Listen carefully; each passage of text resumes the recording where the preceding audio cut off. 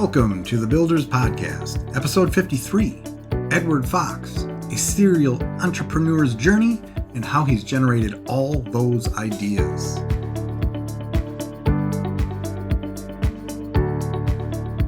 Before we jump into this episode, please subscribe to this podcast, give us a thumbs up or a like, and a share if we've earned it. With your help, we can reach more people and deliver these valuable from the trenches lessons to those that need it. Enjoy the episode. Hi, everyone. Welcome to another episode of The Builders. Today we have with us a new friend, Ed Fox, or Edward, whatever you want to call him. Edward Fox. Special Ed is fine. Special Ed. Perfect.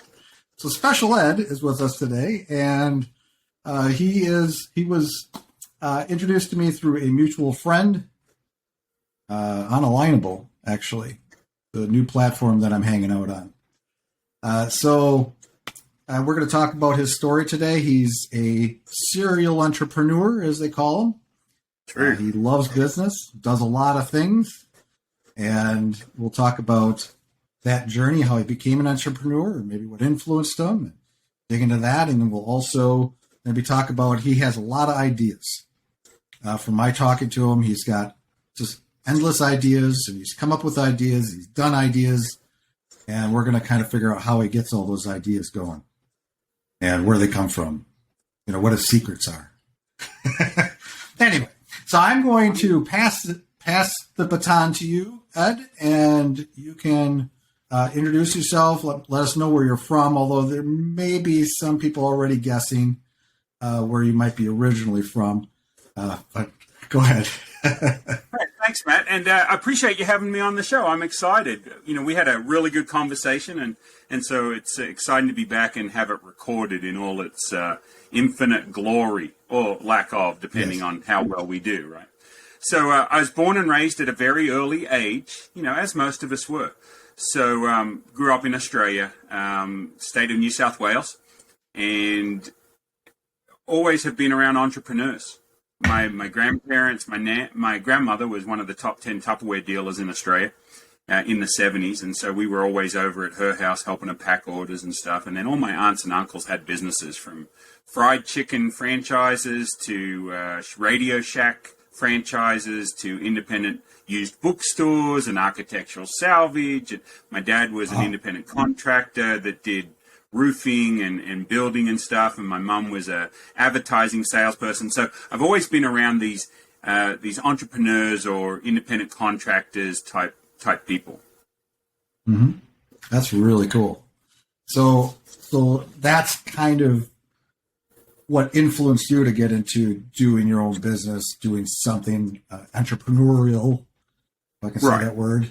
Yeah. Did you work? I think the French have a word for that, actually. Entrepreneurial. What would that? Yeah. Entrepreneurial? Sorry. Just went over my head. The word is French. The word is French. Entrepreneur is a French word. So, doesn't matter. That's what we're here to learn stuff. I didn't know that. So my joke is, the French have a word for that. Entrepreneurial. Okay, perfect. Sorry. All right. The dad jokes will just keep coming. That's the way it is. That's awesome. So one of the things I learned about Ed in our first original conversation is that he loves dad jokes, and we may be blessed with them today periodically through the show. You even published a couple books. We'll get into that maybe a little bit too about dad jokes. So you grow up in this kind of framework of people building businesses and running businesses and of all kinds. Did you ever, when did you start selling? What was the first thing you sold? And what age were you? About 7. 7? So, yeah, I would go to work with Dad, and he was a contractor, so they'd be in the new housing development areas, and he'd be putting roofs on or doing framing or whatever, and I'd go around and collect all the empty Coke bottles. So, and then take them back to my local convenience store and turn them in for a nickel a piece. So, and it got to the point where I had in the back of the car was like 20 or 30 bottles each day I went out. And he's like, hey, you're meant to be coming to work to help me, not to go make your own little thing. I'm like, but it's funny, when after about 3 months of taking those back, the shop owner at the time said, hey, here's a cooler. It's full of ice. It's full of Coke. Well, I'll put it in the back of your car for you. When you sell them, you can make 20 cents a bottle. I said, so 20 cents a bottle when I sell it and 5 cents a bottle when I bring you the empty bottle back? He said, yep, exactly. Gold. So I did that from like 7 till I was 10. Pretty easy money, you know? Yeah. Yeah. I mean, what were you using the money for? You're just putting it in the bank? Man, just, you know, it's funny how you start to collect a lot of friends at school when you have money for we call them a tuck shop or the cafeteria. When you have money for the tuck shop and they have all the lollies, you used to get a bag of mixed lollies, candy, and you'd pay 50 cents, and I'd go, oh, here's a bag for you, and here's a bag for you, and here's a bag for you, you know. Nice. Yeah, you were popular then. If you don't have friends, you might as well buy them. You know, it's like, what the heck? So now you're 10 years old. What's next for you? So at 15, I was end of 9th grade, right? So 1982, the end of 1982, I go to my mom and dad and I say, look, I'm the smartest 15-year-old I know. And I don't want to go to school anymore. And they're like, oh, really? They're like, what are you going to do? I'm like, well, I'm either going to come to work for you, Dad. And he says, look, you wouldn't work in an iron lung. Now, I don't know what an iron lung was at the time. I'm thinking like an Iron Maiden, you know, that torture device with all the spikes. I'm like, who the hell would want to work in an iron lung? But the iron lung breathes for you. It's like a bariatric chamber or something. I'm not a medical professional. I didn't even play one on TV, so I don't know what I'm talking about. But but we're here to learn. So whatever you tell us is truth. So whatever. That's right. The truth, the world according to Ed. Yes, it's what I know. So anyway, so I said, okay, well, I'm going to start my own business. Well, how are you going to do that? I don't know. I'll figure it out. And so I was riding past a closed convenience store one day, and I thought, man, I used to go there all the time. We played cricket just around the corner, and I missed that place. And so I just started thinking about, well, what could I do with it?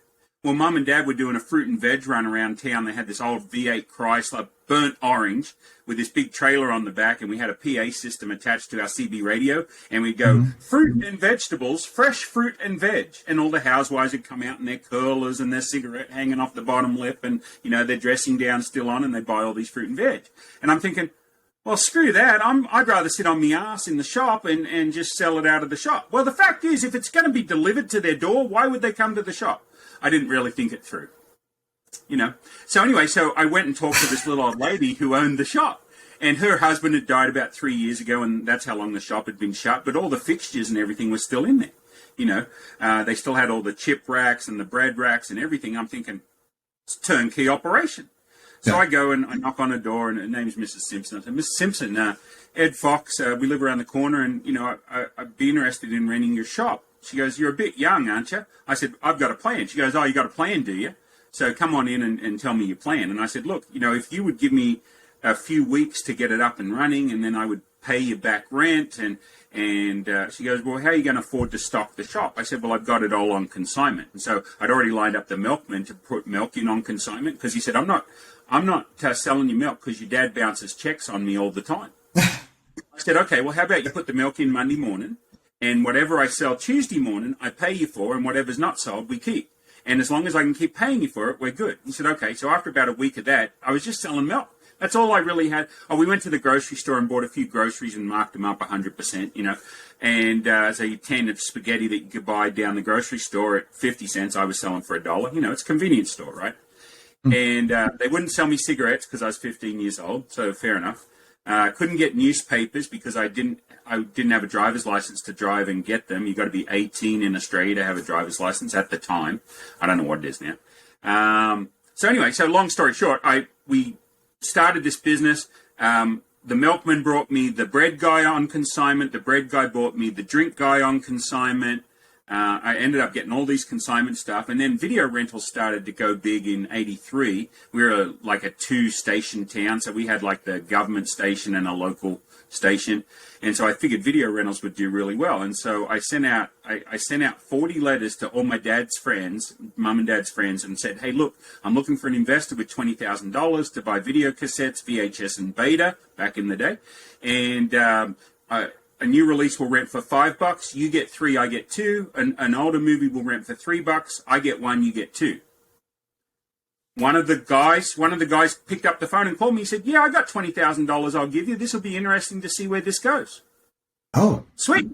So I get $20,000. We go buy movies. We rent, in the first year, we rented the movies 20,000 times. So 19,700 and something. I can't remember the exact number, but it was right at 20,000 movies.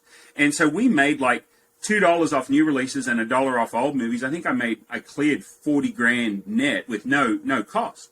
And that was pretty cool. So that's how I got started. Did $100,000 the first year in 1983. My folks come to me and said, dude, you're killing yourself. Let us help you out. I said, 60-40. I got the look. Mom's like, I'm bringing you 3 sisters that can lift boxes and do stuff. So we get 50, you get 50. I said, okay. I never saw that 50 because we just all spent it, right? Like it just went. So, but we bought other businesses and stuff with it. So after 5 years, we built it up to $500,000 in volume a year. It was called ER Fox, Edward Richard, that's me, ER Fox General Store. And so we built it up to $500,000 in volume. And then our aunt came along and said, I'd like to buy this business. You guys look burnt out. And we're like, sold. So she started making payments on it, and I moved to Brisbane, which is 7 hours north of where I live. My family moved to Sydney, which is 7 hours south of where I live. And so we'd had enough of each other for the last 5 years, working 6 a.m. till midnight, 7 days a week. So that was my next entrepreneurial venture, and it taught me a lot. My goodness. Yeah, that's a lot. What age are you by the time you sold this? 21. 21? 21. Yeah. And so about 18, I'd started an Amway business because I liked the look of network marketing and multi-level. We have a lot of people that do multi-level and network marketing that have never owned a business before. And so for those of us that have owned businesses and look at that, man, it's brilliant, right? The only thing that's restricting is the control. But you have that whether you buy a franchise or whether you start multi-level, you've got to work by that company's rules. Whereas if you're independent, you've only got to work by government rules and what the customer wants. So there's a little bit of difference, but I loved the fact that they had a product line that was well recognized, that they had good profit margins, average 40% at the time. It's probably the same now. I haven't done it for a while, but I love multi-level marketing and network marketing because it teaches people that have never owned a business before how to own a business and how to treat it like a business. And I always love those documents that they say, well, how much money does the average person in this make? Nothing, because the average person don't do squat. Right? So the average person makes nothing because they do nothing. But then you got people that go to all the functions and read all the books and listen to all the audios, and they go, I spent $40,000 on going to seminars and I never made a penny out of the business. No, but you educated yourself. You go to school, you get a degree. You don't say, oh, I went to school and got a degree and I didn't make any money. No, you got student debt. So you do this training and you do these seminars and you get educated. It's the same thing. You're going to pay for your education one way or the other. So I always love multi-level marketing businesses, and I'd recommend that anybody that's never owned a business, look at something you can get into for a couple of $100 and try it out. See whether you even want to be a business owner, because you're going to work your ass off and not make any money. That's business. Yeah, that's true. I dabbled in that stuff in my 20s. I was pursuing sales, and I did multiple types of. I sold everything from encyclopedias to Encyclopedia Britannica to Kirby vacuum cleaners and then some multi-level marketing companies I can't even remember the names of. But yeah, you learn a lot from that, though. Yeah, you do. Yeah, it's very easy not to make money. Right. Well, because as people that haven't ever run businesses before, we didn't know how to build a business. I built an 800 downline in a year. Now, I didn't do it all myself. I had good upline, but I knew that the numbers mattered. It wasn't about sitting at home and lining up all the containers on the shelves. You had to get out and talk to people, right? And when you talked to people and created volume, you got paid on the volume you created. So that's what we did, is create volume. I know how to create volume. I know how to build networks. I know how to build community. They all use soap. Soap's not going away. Hopefully they still continue to use soap and toothpaste and brush their hair and, use underarm deodorant. Right. So anyway, so business like that, to me, it was just a natural progression. Ended up in Brisbane, and there in Brisbane, this young lady comes into where I was working in a duty-free store. And are you familiar with duty-free, where you get to buy stuff if you travel internationally, you get to buy it tax-free? Yeah. Right. So I worked in one of those stores, and she comes in, she walks up to me, and she tilts her head. She's like 5'9". She says, "You spent so long flirting with them 2 New Zealand girls that I think you made me miss my bus for dinner, and even if you didn't, you should take me out." And I'm like, oh. I've heard of pushy American women. Now I've met one. I said, why me? Not I might used to sound like Mel Gibson, but I sure don't look like him. She goes, no, but you're funny. I said, funny peculiar or funny ha-ha? She said, yes. I said, okay, I'll take you out. And this is her. Oh. 31 years on, the most wonderful wife in the world. See, it says that right up there. And there's a little trademark up there. You can't see it, but it's up there. So we've been married 32 years next month. Congratulations. Yeah, to her especially. She put up with me. Yeah, exactly. That's what I hear too. I just celebrated my 20th, and the comments were, "It's amazing that she put up with you all those years." Right. Exactly.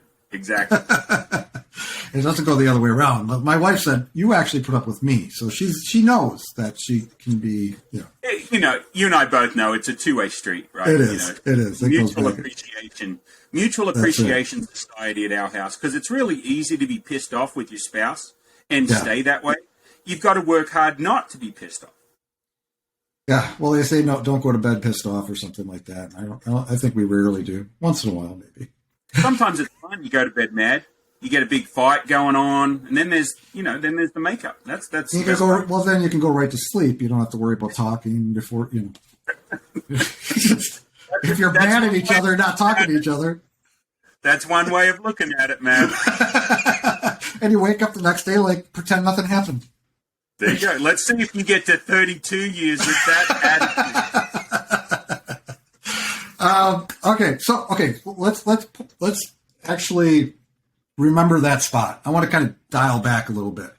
Sure. Because all these years you're doing these businesses, you've got all these ideas coming up, that you're coming up with, and is there somebody in your life? I know you talked about everybody in your family. You knew a lot of people in business, but was there somebody in particular that you remember that really influenced you and guided you and encouraged you in your life? I mean, your parents or a friend or uncle or... You know how you normally have people that tell you all the time, oh, that won't work, you can't do that. I didn't, I got the, no, you can't grab onto that live electric wire just to see what happens. I got that kind of no, but I never got a no, you can't go out and do something. It was always, look, you can do anything you put your mind to. You can do anything, because they most of them read the positive mental attitude books. They were all about self-improvement. They were all about increasing. And so, especially with my nan leading the way, being a Tupperware dealer that had a bunch of other people under her, so she had teams that she had to lead. My dad, he was quiet. He just went to work. He went to work. He put a roof over our head, put food in our belly, and clothes on our back. He went to work. Mum was the hugger and the love you all the time. I was the big fat kid in school, so, I was always low self-esteem, depression. And so for me to get out of school and start my own business and actually achieve something, and then have all the kids that were bullying me at school come in and be customers, and they'd leave, and I'm like, and they were nice. They weren't mean now that I'm out of school, but they were mean in school. And so I asked one of the girls I got to know pretty well that was like the meanest girl in school, right? And I was like, why? She goes, it's the only way I could keep everybody else off my back. If I could come pick on the big kid like you, then it kept everybody off my back. I'm like, okay, I'm starting to understand the psychology of it all. So my point is that I didn't really have a lot of negative family members. They were always positive. Right. Oh, I want to try this. Go for it. You can do it. We believe in you, which is the exact opposite of what most people get. But for me, I started listening to audio tapes, and I had this speaker from America. His name was Bert Gulick, and he was a bigwig in the Amway organization. And so he just started saying things that made sense, and the more I listened to him, the more he made sense. And I put down one of my goals that I was going to meet this guy. He's sort of like my Tony Robbins before there was Tony Robbins, right? you know, Right. and I just found that he made a lot of good sense. He passed away because of COVID last year, but we became good friends. And when I moved to the US, we actually worked together. And so those goals came true. But he was a guy that has led hundreds of thousands of people to growth in multi-level marketing through the Amway organization. But also he said, look, you know what? He said, there's easier ways to make $100,000. He says, there's not easier ways to make $1 million. He says, there's easier ways to make $100,000. He said, but what you've done is you've put in your education. You've got educated. You can build a network and a community anywhere. And he was exactly right, because I've gone on to build successful businesses and communities outside of Amway. And that's all because of that sort of mentoring that I was able to get through his tapes, books, and going to his functions. Wow. Yeah. Yeah. So, I mean, analyzing that a little bit, I mean, I think, like you said, I mean, it's really important who you're surrounded with, who you, especially when you're young, and who influences you. But there's a lot of people that have that kind of negative surroundings where people are like, you know, you can't do that, or they talk down to you, or you think, you know, you're not good enough for this, or play it safe, you know, get a job, just get a job. Right. I do find that negative motivation can work just as good as positive motivation. It all depends on the individual being motivated, whether we're motivated by negative or whether we're motivated by positive. We all know hundreds and hundreds and thousands of stories of people that have come out of the worst imaginable scenarios and made successful lives. So is it the environment we're in, or is it the attitude with which we attack that environment, or attack whatever goals we want to go for? That probably comes down to the individual, and everyone's kind of wired differently. Some of us just, like, I think, I think of my life, and I was a pretty negative person. I mean, I had a very supportive family who, you know, I encouraged me to do anything. They didn't, if I wanted to do something like you, they would be like, yeah, go do it. I wish I was doing more business stuff back then. But, right. Yeah. But probably in my early 20s, I probably picked up my first kind of what you would call a self-help book or whatever. Like Think and Grow Rich, I think, was the first one that I read by Napoleon Hill. Yeah. I read that book like probably a dozen times. I got an old copy that's all torn up, and it was like my Bible for years. But those things, but that's when I started to really shape my thinking and listening to tapes. I listened to Tony Robbins. I listened to Zig Ziglar because I was in sales and I love Zig. Right. And so all that stuff really does shape you. But you have to want it. It has to kind of come within too. I think you can be closed off to that stuff. Well, I'm good enough. I don't need to learn stuff. I don't need to change and whatever.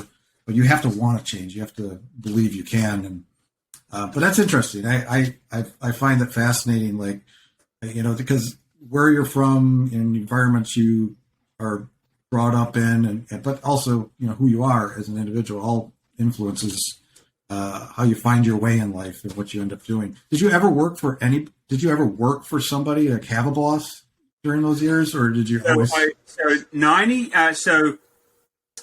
88, we sold the business, moved to Brisbane, finally got a job working in this duty-free store in 89, started in April of 89, met Alice in July. Okay. I walked into my boss after I met her, and we'd had a couple of phone conversations. I said, look, I need some vacation time. He said, you've only been here since April. It's only August.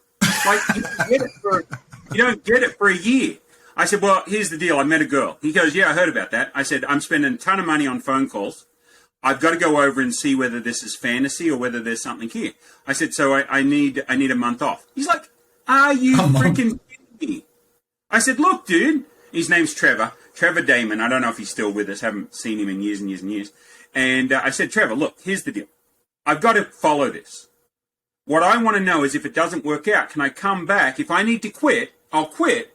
And then can I come back and apply for my job? And he just looked at me. He dropped his pen from a great height on his desk. He says, you have to be effing kidding me. Look at the balls on you to ask that question. I'm 22 years old, right? I'm like, oh, what? What question? I'm used to working for myself. Right. I'm just used to walking out and shutting up if I don't want to work that day. I know it's going to impact me, right? But there's always consequences to every decision we make. And I'm like, Trevor, you got plenty of help. You think I'm too loud anyway. He says, you are too loud. I said, So let me off for a month and let me see whether you like it quiet and then don't hire me back. I said, I just need from you, would you let me go? And then could I come back and apply for my job? He's like, yes, get out of my office. He says, when are you going? I said, 2 weeks. He's like, 2 weeks. I said, yep. He said, okay, good luck. And so 2 weeks later, I flew to America. So I had that job for about 6 months, flew over to America in October, met Alice at the end of the month. We just, that's a whole different story. That's a whole different podcast, actually. Ended up getting engaged, and I flew back home and said, yeah, we're going to get married. I said, can I work here until, we get done? He says, so when are you leaving this time? I said, well, I fly out January 9th, and this is like end of October. He says, I said, surely you need some part-time help somewhere. I just got to pay the bills. He said, yeah, okay, come work Sundays. And Sundays was enough to pay the rent and put gas in my car, so that was okay. And so I worked that period, and then when I got here in 90, I applied for, there used to be an old store called Service Merchandise. And it was like a department store, but you had to pick the ticket and then take the ticket to the counter, and then they would bring up the merchandise. Anyway, so this 17-year-old kid was the manager, and he interviewed me. He says, oh, you speak really good English for an Australian. Yeah, thank you. He said, so after a bit longer, he says, well, what is your native language in Australia? I said, oh, Swahili. Which I don't know if they click or not. I don't know. I've got a friend that's Swahili. I've told that story. He says, they don't click. I said, okay, fine. So the guy says, yeah, I thought you spoke really good English. And I walk out of there, and he said, the job's yours. When do you want to start? I said, I just got to talk to my wife. And I talked to Alice, and I said, I'm not working for that idiot. I don't even know where Australia is. It's one thing to think that it's Austria and that you're in Europe, but another thing to not even know that Australians speak English, although the way we speak, maybe we don't speak English. So anyway, so I didn't work for them, but I went to work for Sears. And I worked from Sears from 90 to 94. Sold cell phones from 94 to 95, and then I've been at home since 95. I don't like working for other people. I used the Sears gig. I would buy all their return merchandise at my employee discount, and then I'd flog it off in the local thrifty nickel, penny power, like Craigslist before there was Craigslist or the internet. And so I made more money selling clearance items and returned items than I made working for Sears. Until they found out about it, probably. Until they found out and said, what are you doing with all this stuff? I said, I got lots of family. And they said, no, quit it. We can fire you. I said, look, what rules am I breaking? You just don't like that I'm using the system. I'm not breaking any rules. And the boss is like, quit it. I'm like, I'll tell you yes, but I'm not going to. He's like... So I continued to do it, and then one of my bosses left that had become a good friend of mine, and he went to work for a cell phone company. He said, come sell cell phones. I'm like, oh, yeah, that sounds like fun. So I went and sold cell phones for half a year, and then we had our second kid, and my wife said, you're making $12 an hour. She said, why don't you come home and stay with the kids, build a business, or do something on the side? We were still doing Amway business, but everybody thought I was an idiot because, you don't understand Amway over here, blah, blah, blah. And so that wasn't going anywhere. And so I stayed at home with the kids and started building another business that worked out very, very profitable. I hate working. I'll talk about that in a minute. But what I think about again, it's one of those things. I think there's certain people are built a certain way, and some of us are not meant to work for others. I do okay working for others, but I remember you were talking about your story about leaving and trying to convince your boss that you should have a month off and all that stuff. I remember I was working in the 90s when I was in my 20s. I worked for restaurants. I was in the hospitality business. I bartended. I did everything back then in the hospitality. And I just remember I was working for the Olive Garden, the big restaurant franchise. Yeah. I think I'm almost positive it was the Olive Garden. And I'd been working there for 3 or 4 months as a waiter. And I remember in those days, I had different priorities. I had, I wanted to hang out with my friends. I wanted to, that was my priority. It wasn't so much, I don't know. My priorities were a little messed up when I was young. But I remember that aren't we always done like that? Yeah. But I just remember there was this one instance where I asked my manager or whatever if I could have the weekend off to go up north to a cabin, hang out with my friends, and they wouldn't let me. I'm like, no, you can't have off this weekend. And so I went anyway. and that was the end of that job. Right. Yep. Yeah. I just, yeah. But even Some the jobs people, that go ahead. And what I was going to say is some people aren't built to be entrepreneurs, right? My wife is not built to be an entrepreneur. She likes the structure and she likes not having to worry about where the next paycheck's coming from. But as we've come to understand during COVID, you don't know that your job isn't going to go away tomorrow. Right. You don't know. You hope that it isn't. So I tell everybody, it's okay if you're not an entrepreneur, you don't want to own a business, have some sort of side hustle that can at least cover the mortgage, right? Because you don't want to lose your house. So have a side hustle that can at least cover the mortgage or that you can ramp up if you need to. But she's one that we had the opportunity for her to start her own business. She's like, you know what? I'd rather leave that to you. I'm not comfortable doing that. And so if you're that person, there's nothing wrong with that. I think that's why authenticity in personal life and in business is very important. You have to be authentic to who you are. Now, you can't not do something because you're scared. Fear is part of what we have. It's not going to kill you to start a business. So you can't let fear stop you. But you got to, if you're not that person that wants to start a business, then don't start a business. But try and have some sort of side hustle that can make you a bit of money for that extra stuff that you need. Pay down your debt, do whatever. Dig your well. Bert Gulick always said, dig your well before you need it, before you need a drink. Dig your well before you need a drink. So always have that well dug so that if you need something to fall back on, you can. I mean, I think we don't want to, sometimes I hear business podcasts and they're always bashing people that don't want to start a business, but there's always going to be people that don't want to start a business. 100%. Yeah. And I need those people because they need to manage the businesses that I start. Because I hate maintaining businesses. I like building. That's build, right. build, yeah, build. you have to have both. I have to have both. Yeah, my wife's the same way. I mean, my wife, she's a nurse. She's been a nurse for like 25 plus years. And since she graduated from high school, like her whole thing, and whether that was ingrained by her parents, her dad worked for the postal service for his whole life, and but for her it was always graduate from high school, go to college, get a job, work for somebody else. And so when I met her in my late 20s, when I was starting to settle down a little bit, but I still had that entrepreneurial spirit, and I was running my own businesses and stuff, but it's always been this little bit of a conflict.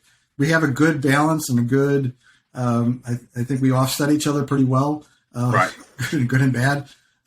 But there's always been this little bit of conflict because she's one that likes the stability. She needs to make sure I'm stable. Luckily, I'm decent enough at what I do where I'm able to create stability. I'm not too over, Right. so, but she's got that in her. How many times over the years where she has probably told me, why don't you just get a job? Just go get a job. Yeah. I can't do it. I did for a few years here and there. Right. Yeah. So it's interesting. So now you're in the States, you're married, you had your second kid. Where do you go from there? Yeah, where do you go from there? So 95, I start playing this card game called Magic the Gathering. It's a little trading card game, came out in 93. 96, I think it was, Pokemon came out, the card game. The Game Boys had been strong, but they came out with a trading card game called Pokemon. And so we started playing these games, and I would have game nights, and the guys would all come over to the garage, and we'd play, play till 3 a.m, and then, it was okay for me because I only had to get up with the kids, so I could, the guys had to go to work. But so they said, well, can you start holding tournaments? Because we're sick and tired of driving to Denver and Dallas and Kansas City. I said, oh, sure.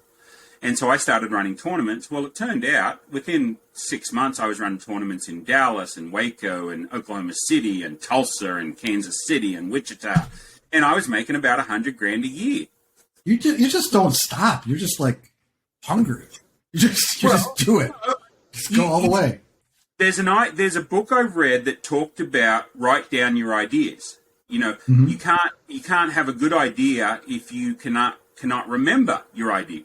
So start writing down your ideas. It was the same as when I had the shop. I took a single sheet of paper and I was looking at it one day, and I'm like, one of the trouble we're having at the video shop is that when we put the video cassette in the original case, they steal the case.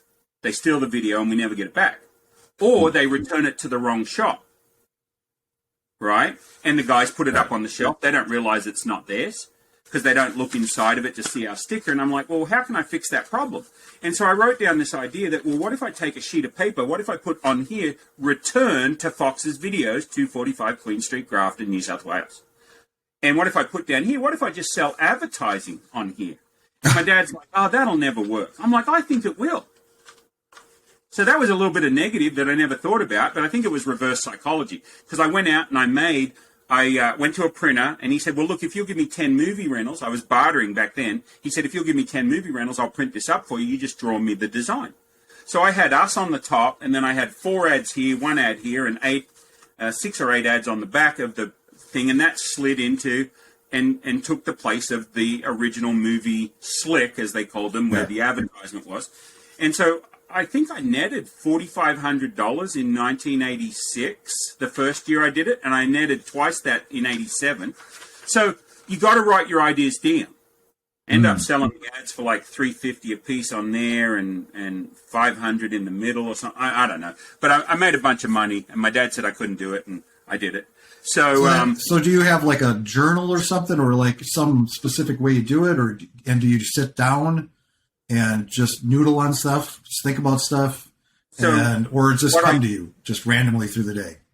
No. So what I used to do is I used to just have we had, you guys call them composition books. Like I got a little one here now that I use. But we call them exercise books, and it was a school book is what we had to take, exercise books for school.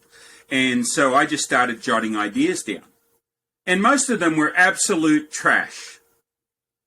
A spaghetti fork that you pressed the button and it wound the fork part that slurped up the spaghetti for you, so you could be lazy and. That's a fantastic idea. Did anyone make that? I never did anything with that one. Push a button. Yeah, that's right. Yeah, I could just see it though going too fast and spaghetti flying off everywhere. Love it. The one that I did come up with though was the mop pants for babies that were crawling, because I had 4 younger sisters, and so I duct taped some mops to them, and they would crawl around and clean the floor. And then I see that there's like actual things you can buy like that. So some of them were really, really bad, but some of them were good. So did you ever have an idea that you had that somebody else, all of a sudden you see it, and you're like, I thought of that first. I could have made millions. Video streaming. Oh. Once we can do video over the internet, the whole world's going to change. And everybody's like, oh, they'll never get it. It'll never work. It works. It works just fine. Yeah.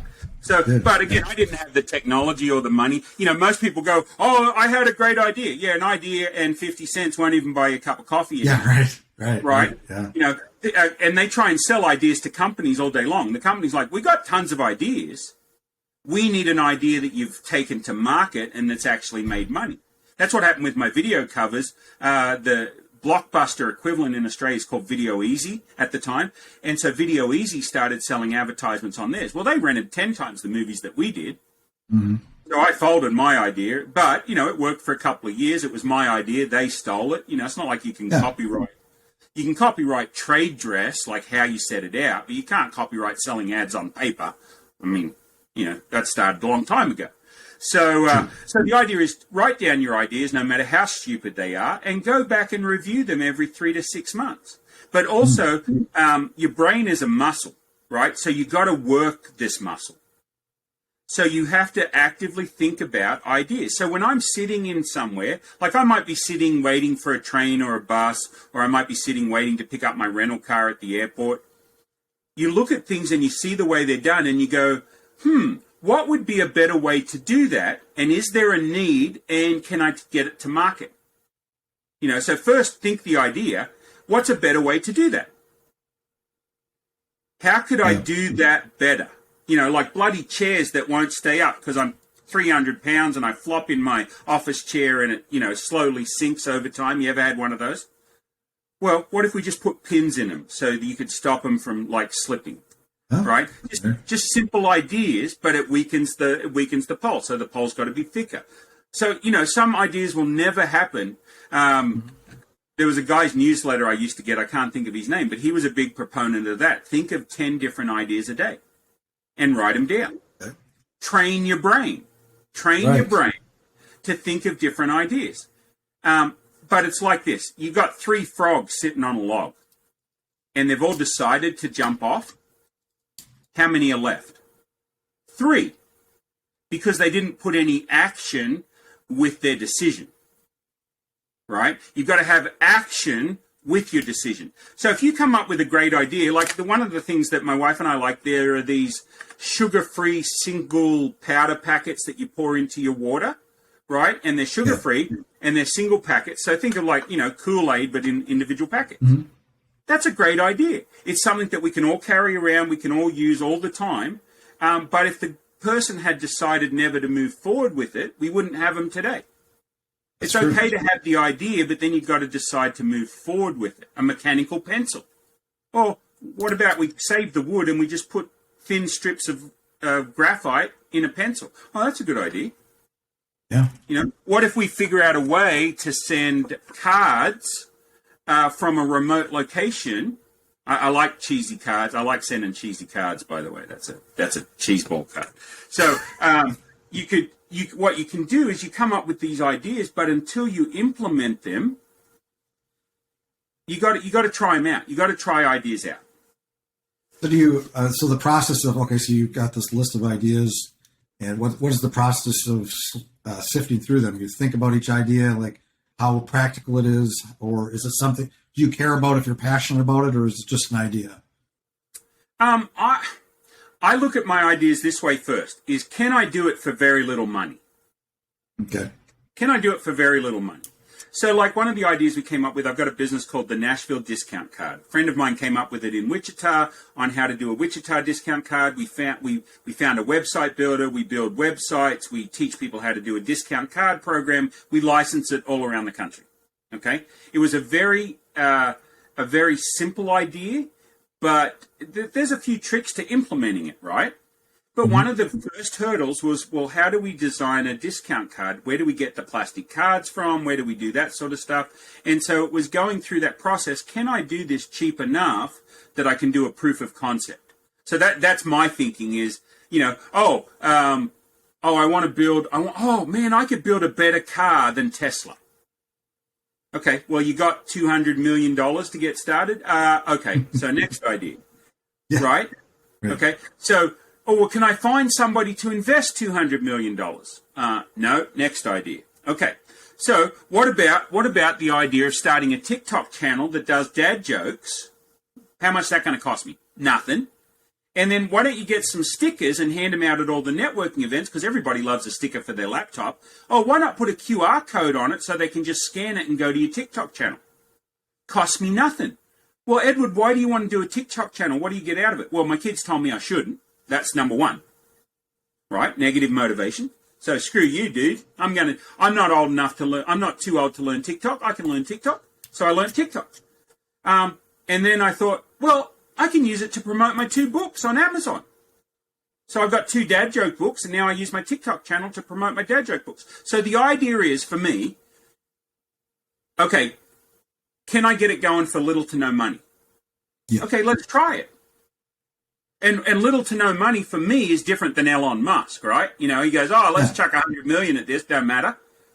I'm like, let's chuck $100 at this. Oh, that hurts a little bit, but doesn't hurt a lot. Chuck $10 at something. Oh yeah, heck yeah, I can chuck $10 at something. So, it's just a matter of taking that idea and whatever your criteria is, and then is it interesting enough for you to do something with? Or does it not interest you at all? And if it doesn't interest you at all, but I've had businesses I've started just to see if it'd work, and then I dropped it like a hot potato when I realized, it works. And like, hey, I tell guys, you want to take this over? I don't need any money for it. It's all set up. You just do it. Like, I got no interest. one of those careful what you ask for situations where you get into a business and you're like, this is more than I thought, or I'm really not enjoying it. So, yeah, the biggest trouble I found early, and I see it with a lot of other people, is the business becomes everything to them, and it's their baby, and they love it, and they hug it, and they swaddle it, and they pat it on the head, and everything is invested in this business, which you've got to do to grow a business. I get it. But what's your exit strategy? How do you walk away from a business? When are you ready to cut your losses and walk away? And that was hard for me to learn. It took 3 or 4 different businesses before I could learn, it's just a business. I might love the business. I might love the product. I might love the service. I obviously love the customer, but you got to have your exit strategy. Sometimes that exit strategy is after 3, 4, 5, 7, 10 years of it not making any money. You got to be able to walk away. Yes, people, you will run a business for a number of years before it will make money. Okay? Yeah. We can't all be bloody Facebook guy. What's his name? Zuckerberg. You know, Yeah. I talk to students all the time. They're like, I'm going to be the next Zuckerberg. I'm going to be the next Michael Dell. I'm going to be the next Elon Musk. I'm going to be the next Jeff Bezos. Hey, good luck. Good luck. But for every one of those, there's 400 million small business owners that provide for their family making less than $1 million a year. Yeah. You know, they're lucky if they're making 100,000 a year, right? So understand there's nothing wrong with that, but just understand that most small business owners are small business owners. They don't have $1 million in sales, right? Yeah. So if you've got a business that's not making you money after 7, 8, 10 years and you don't have a spouse that's covering your butt, then maybe it's time to cut your losses and move on to the next thing. But who was it? I can't remember, Jobs or somebody says, he says, there's not a lot of bad ideas that don't work. He says there's a lot of entrepreneurs that give up too early. So you got to balance that, right? You got to balance it. Did I give up on my idea too early against, well, shoot, I've done it for 10 years and I'm not making any money. Yeah, well, you might do it for 10 years. That's very difficult. Back to the book, Think and Grow Rich, I think one of the things, I extracted a number of things from there. But one of those things is just, you decide to do something. Just go for it. You don't quit. You just, kind of that mentality. And there's a lot of instances, even in my own life, I've had a good number of businesses myself that have come and gone. But it was always like, how long do you go? I've had businesses where it does, ramps up real quick and does really well and then drops off, or something happens, it blows up. And then it's like, do I just keep doing this or what, so that is a really difficult. You don't want to give up too early. You want to give it a shot. You want to give it a chance. You got to decide what that time frame is or how much you're going to invest in it. Right. But then you also got to, if you're like, I'm a little bit like you, I got plenty of ideas. And I'm more in the digital world where I'm jotting stuff down on my, notes in my iPhone or whatever. Well, and that's what I do with now. I have Inkpad, Notepad, and it syncs to my computer. And so I just write down ideas, Mm-hmm. So right now I'm on a big book push. I want to write about 100 books, right? I've got 2, but I want to write some self-help books. I want to write some business books. I want to write some marriage books. I want to write, some travel books. I want to write a cookbook, So now my ideas are focused on what book titles could I write that I could pump out tomorrow. So one of them is how to build a cricket field. I've already done it. Yeah. I can tell you how to build a cricket field. And I get calls all the time because my articles are out there on the internet on how to build a cricket field. Well, then get off your ass and go do it, Edward. Or in this case, sit down on your ass and start typing away. So you got to put the actions with it too. Well, I mean, one of the things too, though, you just meant, like you just said, you can channel it.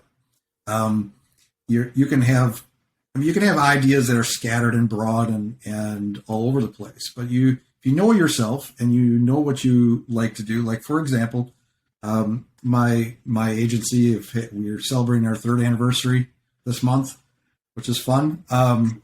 But it's something I bootstrapped, and it is profitable now, and we're doing really well. But within that, what I like about, and this is just internet in general, you can start a lot of things on the internet with very little money and just try it out, put up a website, and go. But within that context, though, of this agency, I'm narrow enough where I'm just doing web design development. Okay, I'm narrowed. okay, we're going to be launching some products this year related to what we do with the agency. It's going to be doing WordPress plugins, and so now within that context, what kind of plugins within the plugin context? What kind of features? So it's all kind of zeroing in on certain things. So right now, the last couple of days, I've been thinking a lot about, not to get technical here, WordPress blocks and what type of blocks to create. And that's where all my notes are going, like listing different blocks or references to other people. So that's the other thing too that I think is interesting with ideas is that you can come up with ideas based on what others have done, or maybe a twist to it, or just a little tweak to it, right? And come up with your own spin on stuff too. I'm sure you've done that over the years. Exactly. Too. Yeah. How can I do this better? Right? How can I do this better? Or because you almost say there's no original ideas; they're all versions of other ideas. But I tend to find that I'll look at something in one industry, and this is a great way for people to find businesses to start. Look at something in one industry that works very, very well, that you know how to do, and then look if that can be applied to an industry that it's not currently being applied to. How can I take that idea and apply it to a different industry? I think that is great. So what we're starting to see is, think about handymen.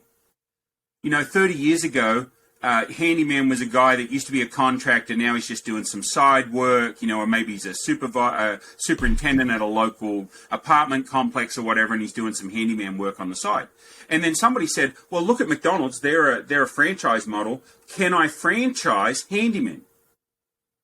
And then you got Handyman Matters that charges $80 an hour to put drawers and stuff in, and they do a good job because they're consistent, reliable, quality, right? And so now we have a bunch of different handyman franchises. So then people start to say, well, I'm good at building this franchise and good at building this franchise. What if I created the marketing and everything, and I could build 20 different franchises in the service industry? So they might have a branding model that a HVAC business in Wisconsin might grab, and they become 72 Degrees, I think was one of the brands I saw, 72 Degrees HVAC.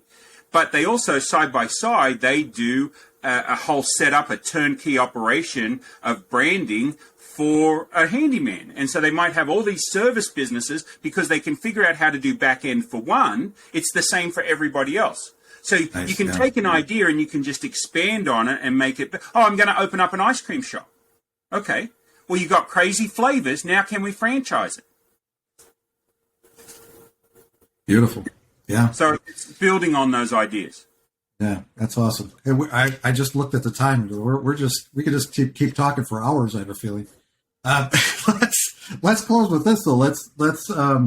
So that's a great. I'm always interested in people and how they come up with ideas. I have friends that are business people, and I'm always amazed by some of the things they come up with, and like what does that process look like? Do you have to have some kind of special magical powers to out of thin air, come up with a great idea? And a lot of it, I think, is just observation and actively. One of the things I think you said was actively sitting down and thinking of ideas, making it a habit every day. I think that's a great takeaway.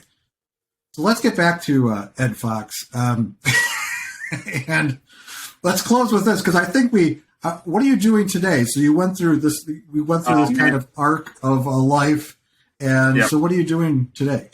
So locally, I own 2 barter exchanges, business-to-business barter exchanges. Imagine, if we go to a store and we buy a bottle of water, and I'm going to talk fast here to get through this. We buy a bottle of water for 10 cents, right?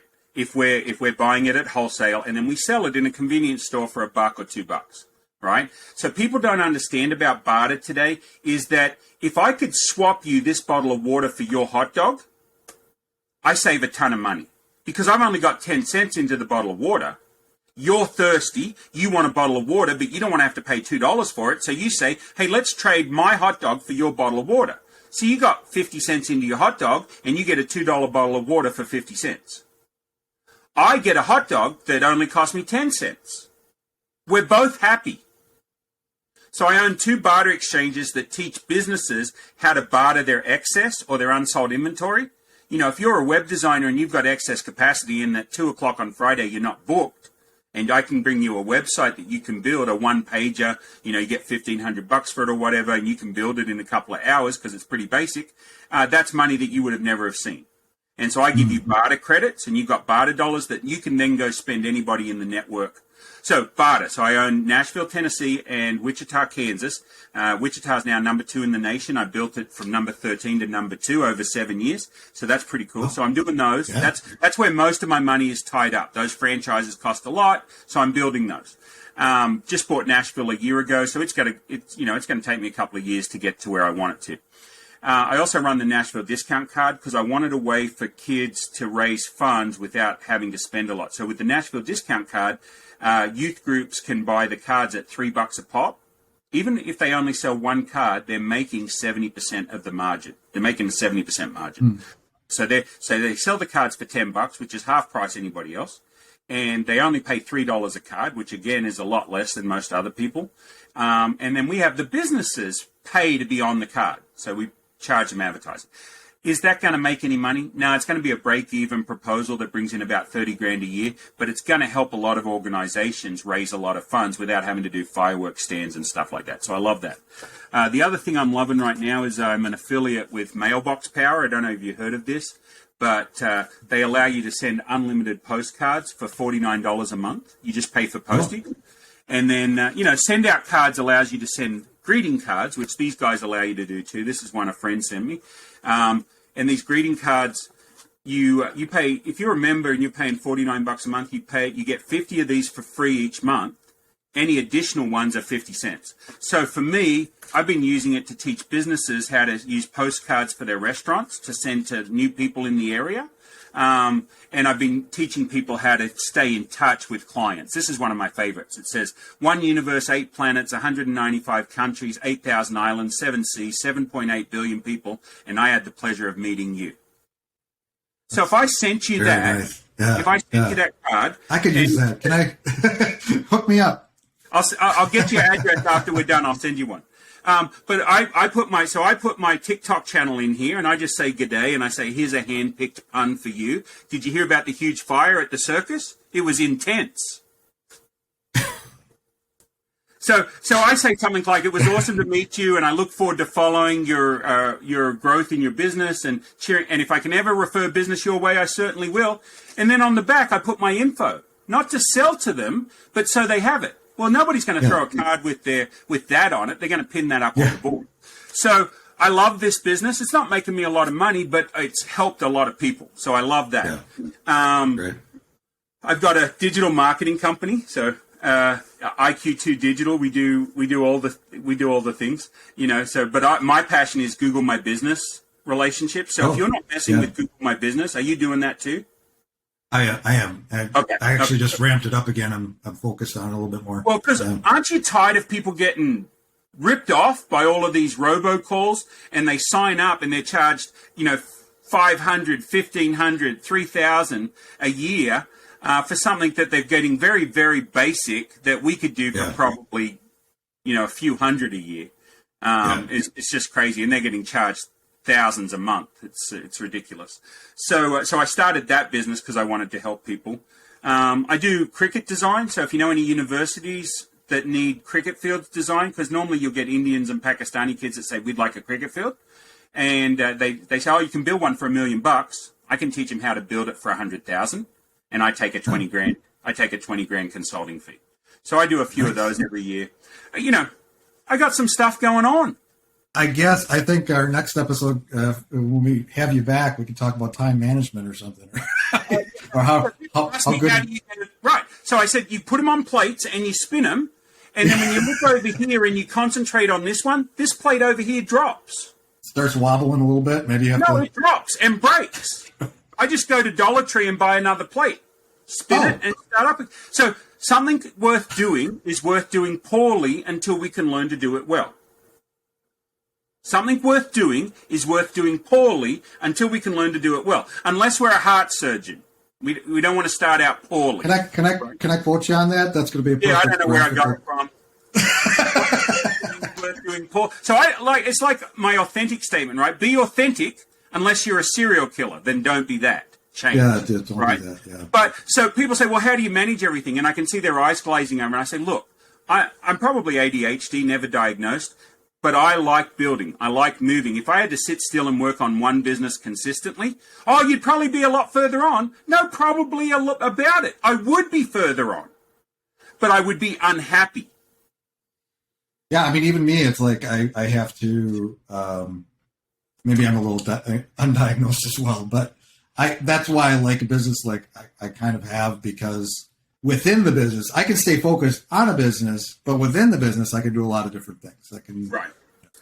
So all of my businesses tend to be B2B, right? Because they mesh together. So my digital marketing works with my bartering, works with my Nashville discount card, works with my mailbox power program. The only thing that's outside of that is the cricket, but that's the passion, right? So cricket, the sport, is a passion for me. But everything else is B2B. So they're all symbiotic relationships. Yeah. That's really good. Yeah, that's how I think about building stuff too. If I'm going to build something, it's going to somehow tie into what I'm already doing. Right. Yep. On that note, let's do this again sometime. I thought you had 5 quick questions for me, so no, not good. We're way over. We're done. Right? No. So if people want to find you or look you up, where can they find you? Where do you hang out? LinkedIn. Yeah. Look for it's linkedin.com, / Aussie Fox, AUSSIEFOX. Nice. And you can find me mostly everywhere with Aussie Fox. Got it. We'll have it in the show notes, but just in case someone's listening to this. Yeah. But until next time, thank you, sir. Thank you. That's all for today's episode. I hope you enjoyed that. Again, please subscribe if you haven't already and give us a thumbs up if we deserve it. If you want to comment on this podcast or provide me with requests on topics for future episodes, please find your way to thebuilders.fm. You can contact me there or add a comment under these show notes. Now a word from our sponsor, Unified Web Design. That's my agency. We build custom websites, features, we maintain websites, we work with agencies to fulfill their web design and development needs, and more. If you're interested in our services or looking for an agency to work with as a partner to build awesome sites for your clients, feel free to reach out to me at unifiedwebdesign.com. There's a handy contact me link at the top. Fill out that form and it will open a ticket, and that ticket will find its way to me. Thanks for joining me today. We'll see you next time.